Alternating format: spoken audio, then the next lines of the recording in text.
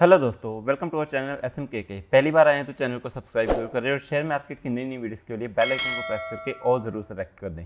दोस्तों, आज अगर निफ्टी की बात की जाए तो ऊपर जा रही थी, अच्छा खासा ऊपर जा रही थी। लगभग अगर देखा जाए तो लो लेवल से 0.1% की या 0.78-0.80% की तेज़ी थी। लेकिन उसके बाद फिर क्या हुआ जो कि हमारा निफ्टी फिर से नीचे आ गया।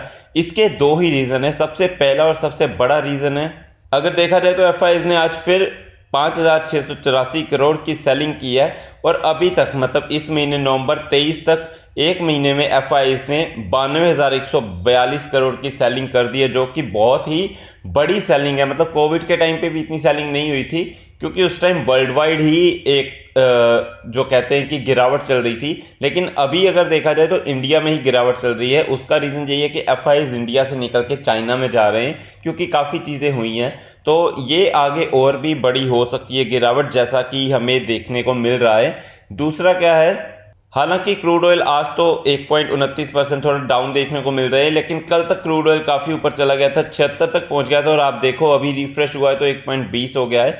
लेकिन जब क्रूड ऑयल 73 के आसपास था तो मार्केट सही चल रही थी। जब से बढ़ा है तो मार्केट डाउन जा रही है। तो ये दो बहुत बड़े रीज़न है कि निफ्टी वापस से आज डाउन आ गई, जो कि इतनी अच्छी चल रही थी। लेकिन उसके बाद भी कुछ स्टॉक्स हैं जिन्होंने बहुत अच्छा परफॉर्म किया है और अपने रिजल्ट्स के मुताबिक ही उन्होंने परफॉर्म किया है। तो आज देख लेते हैं, उनके रीज़न भी देख लेते हैं, उनके टारगेट भी देख लेते हैं। सबसे पहले बात करते हैं परसिस्टेंट सिस्टम्स की। आज 10.94% की तेज़ी, बहुत ही अच्छी खासी तेज़ी। और 5700 का शेयर है, कोई सस्ता शेयर नहीं है। लेकिन आप देखोगे तो मिड कैप साइज़ की कंपनी है, 87,000 करोड़ का इसका मार्केट कैप है। अगर एक साल की परफॉर्मेंस देखोगे तो 97% की धमाकेदार परफॉर्मेंस है। ऑलमोस्ट डबल हो गए पैसे 5 साल में। तो बहुत ही शानदार परफॉर्मेंस है। और मैक्सिमम परफॉर्मेंस देखोगे तो वो भी बहुत ही अच्छी है। अब इसमें क्यों इतनी तेज़ी आई वो देख लेते हैं। कंपनी का रिजल्ट आया था और कंपनी का नेट प्रॉफिट राइज हुआ था 23%, रेवेन्यू 20% ऊपर चला गया था। एक तो बड़ा रीजन ये था। लेकिन सिर्फ 23% प्रॉफिट से इतना ऊपर नहीं जाता। एक तो कमेंट्री होती है, वो भी काफ़ी इंपॉर्टेंट होती है, वो भी पॉजिटिव थी। फ्यूचर जो होता है वो भी पॉजिटिव लग रहा है। दूसरा, मोतीलाल ओसवाल ने इनको टारगेट दिया है 6300 का, जो कि बहुत अच्छी बात है। अभी अगर देखा जाए तो कितने में 5700 पे, और 6300 का टारगेट प्राइस दिया है। तो ये दो रीजन के चलते बहुत ही अच्छा खासा ऊपर बुआ का परसिस्टेंट सिस्टम्स। दोस्तों, नेक्स्ट बात कर लेते हैं। बहुत ही जाना माना स्टॉक है पेटीएम की अगर बात की है तो बहुत चीज़ें चल रही है पेटीएम में। और जब से आया है इसका टाइम खराब ही चल रहा है, कभी ऊपर जाता है कभी नीचे जाता है। अगर 52 वीक हाई देखोगे तो 992 है, और 52 वीक लो देखोगे तो 310 है। इसकी अगर मैक्सिमम परफॉर्मेंस भी हम देखें तो कितनी है, डाउन ही है। जब से आया है तब से डाउन ही चल रहा है, और ओपन ही लो पे हुआ था। ये अपने IPO प्राइस तक अभी तक पहुंच ही नहीं पाया। तो दोस्तों, ये बहुत ही खराब बात है। लेकिन आज के दिन इसमें लगभग 7.5% की तेज़ी, बीच में और ऊपर गया था, फिर प्रॉफिट बुकिंग हुई। तो ये तेज़ी का रीज़न जान लेते हैं कि पेटीएम को NPCI अप्रूवल मिल गया है न्यू UPI यूज़र के लिए। तो दोस्तों, मैं आपको बता दूं कि RBI ने बैन लगाया था। ये देखिए, earlier this year, RBI had imposed restriction on Paytm payment banks in onboarding new UPI user on Paytm app. तो RBI ने रिस्ट्रिक्ट कर दिया था कि आप कोई भी नए यूजर्स नहीं ऑनबोर्ड कर सकते पेटीएम ऐप पे। लेकिन national payment corporation of India NPCI ने इनको अप्रूवल दे दिया है कि आप अभी ऑनबोर्ड कर सकते हो। और UPI आपको पता ही है कि कितना अच्छा चल रहा है, इंडिया में काफ़ी ज़्यादा यूज़ होता है। तो उनसे काफ़ी इनको रेवेन्यू इनका बढ़ सकता है। तो ये काफ़ी अच्छी न्यूज़ थी पेटीएम के लिए, जिसके चलते पेटीएम आज 7.5-8% बढ़ा है। नेक्स्ट हम बात करते हैं बजाज फाइनेंस की। बजाज फाइनेंस, मैंने कल भी इस पे वीडियो बनाई थी। रिजल्ट अच्छा आया था और वो हमने मार्केट में देख ही लिया कि 4.90% की तेज़ी हमें देखने को मिली रिजल्ट पे। 7,000 पे पहुंच गया है। लेकिन इसका 52 वीक हाई देखो तो 7800 है। एक टाइम पे अगर इसकी 5 साल की परफॉर्मेंस देखो तो ये 9,000 के आसपास भी गया था। तो दोस्तों, काफ़ी नीचे चल रहा है। 8,000 के आसपास गया था, 9,000 नहीं। लेकिन अभी भी काफ़ी नीचे चल रहा है और ये काफ़ी पोटेंशियल रखता है ऊपर जाने का। बजाज फाइनेंस थोड़ा स्लो हो जाते हैं ऐसे स्टॉक, क्योंकि बहुत बड़ा मार्केट कैप है। लेकिन काफ़ी अच्छा स्टॉक है और इसी चलते इनको एक नया टारगेट भी मिला है। JP मॉर्गन ने बोला है बजाज फाइनेंस को ओवररेट, और टारगेट प्राइस दिया है 7300 का। अभी कितना चल रहा है, ये 7000 आज पहुंचा है। और आज की अगर हम देखा जाए तो 326 पे, मतलब कि जब स्टार्ट हुआ था, ओपन हुआ था तो 6600 का था, और उसके बाद 7000 का पहुंचा। और टारगेट कितना है 7300 का, जो कि जल्दी ही ये अचीव कर सकते हैं, लेकिन उन्होंने टारगेट थोड़ा सा रिड्यूस कर दिया। ये चीज़ ध्यान में रखना कि उसने 8000 से टारगेट 7300 कर दिया है। टारगेट अभी भी इसके प्राइस से ज़्यादा है, लेकिन 8000 से 7300 कर दिया है। लेकिन घबराने वाली बात नहीं है, बजाज फाइनेंस अच्छा स्टॉक है, लॉन्ग टर्म में बहुत अच्छा पैसा बना के देगा। अगर आपको हिस्ट्री नहीं पता तो मैक्सिमम परफॉर्मेंस में देख लो, 1,21,000% की रिटर्न है। और जब ये 8000 के आसपास गया था तो इसकी 1.5 लाख % की रिटर्न थी। तो बहुत ही अच्छी खासी रिटर्न है बजाज फाइनेंस की। नेक्स्ट हम बात करते हैं कोफोर्ज लिमिटेड। कोफोर्ज लिमिटेड में आज 11% की तेजी देखने को मिली। उसका रीजन भी हम बता देते हैं। IT stocks jump 12% after reporting 68% Q on Q increase in net profit. तो दोस्तों क्वार्टर ऑन क्वार्टर में ही 68% जंप थी इसके, इसीलिए आज अच्छा खासा भागा।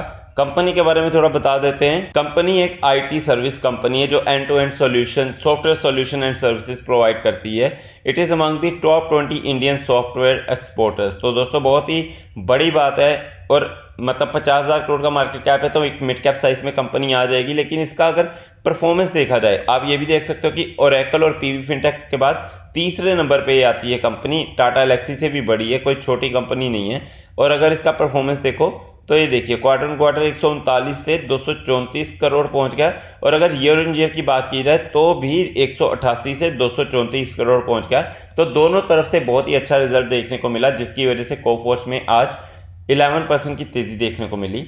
नेक्स्ट स्टॉक की बात कर लेते हैं, अंबर एंटरप्राइज। आज 11% की तेजी देखने को मिली। हालांकि बीच में बहुत ऊपर चला गया था, एक तरह से 15-16% की तेजी आ गई थी, लेकिन उसके बाद फिर से प्रॉफिट बुकिंग हो ही जाती है।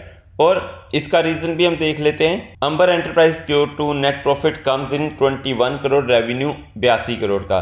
तो दोस्तों अच्छा खासा प्रॉफिट इनका इंक्रीज हुआ है। अब मैं आपको एक चीज बताता हूं, सबसे पहले समझना चाहिए कि ये काम किस में करती है। अंबर एंटरप्राइज काम करती है total room air conditioner market, और उनका सॉल्यूशन प्रोवाइडर है एयर कंडीशनर का। तो दोस्तों इस इंडस्ट्री में काम करती है।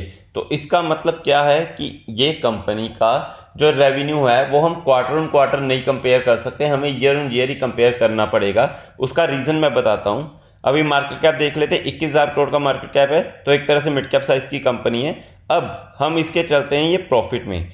ये देखिए, अगर क्वार्टर ऑन क्वार्टर देखेंगे ना तो पहले तो 75 करोड़ था, अभी 21 करोड़ आ गया, तो प्रॉफिट तो गिर गया। लेकिन दोस्तों ये चीज़ों का आपको ध्यान में रखना चाहिए कि एसी का जो काम है वो जून में बहुत ही अच्छी खासी सेल्स होती है। अगर आप देखोगे तो सेल्स में बहुत डिफरेंस है। मार्च में 2800 करोड़ की सेल, जून में 2400 करोड़ की सेल, क्योंकि जब जब गर्मियाँ आती है ना तो इनकी सेल पहले शुरू हो जाती है और बाद में गर्मियाँ खत्म होती है तो इनकी सेल कम होती जाती है। देखा जाए तो -6 करोड़ से ये 21 करोड़, मतलब पहले 6 करोड़ का लॉस था, अभी 21 करोड़ का प्रॉफिट आ गया है। तो उसके चलते अंबर एंटरप्राइजेस 6300 पे पहुंच गई। ये 11% का रिटर्न है, जो कि बहुत ही अच्छा खासा है। तो दोस्तों ये चीज़ें आपको ज़रूर पता होनी चाहिए। नेक्स्ट और लास्ट स्टॉक की बात कर लेते हैं, वो है रिलायंस इंडस्ट्री। रिलायंस इंडस्ट्री आज के दिन फिर डाउन है, हालांकि इसके बोनस को सिर्फ 2 दिन रह गए हैं। बोनस कब मिलेगा? रिकॉर्ड डेट है 28 अक्टूबर। तो दोस्तों आप सोच रहे होंगे अभी 2 दिन नहीं, अभी तो 5 दिन बाकी है। दोस्तों मैं आपको बता दूं कि रिकॉर्ड डेट से 1 दिन पहले आपके पास शेयर होने चाहिए। और 1 दिन पहले कैसे होंगे? क्योंकि 27 और 26 सैटरडे और संडे को मार्केट बंद रहेगी, इसलिए आप तब तो खरीद नहीं पाओगे। और 25 तारीख है और कल 24 तारीख है। तो दोस्तों सेफ साइड रखने के लिए, अगर आप सिर्फ बोनस के लिए जाना चाहते हो तो आपको कल तक शेयर खरीद लेने चाहिए। ये बहुत एक अहम बात है, क्योंकि आप देख सकते हो रिकॉर्ड डेट कितनी है, 28 अक्टूबर। तो दोस्तों अगर 1:1 का बोनस शेयर जो कंपनी ने दिया था वो आपको चाहिए, तो कल तक ये स्टॉक आपके अकाउंट में, डीमैट अकाउंट में आ जाने चाहिए, तभी आप बोनस का फायदा उठा सकोगे। तो दोस्तों मैं उम्मीद करता हूँ आपको ये वीडियो बहुत पसंद आई होगी। ऐसे ही स्टॉक मार्केट की नई नई वीडियोस के लिए चैनल को सब्सक्राइब जरूर करें और बेल आइकन को प्रेस करके ऑल जरूर सेलेक्ट करें। थैंक यू दोस्तों।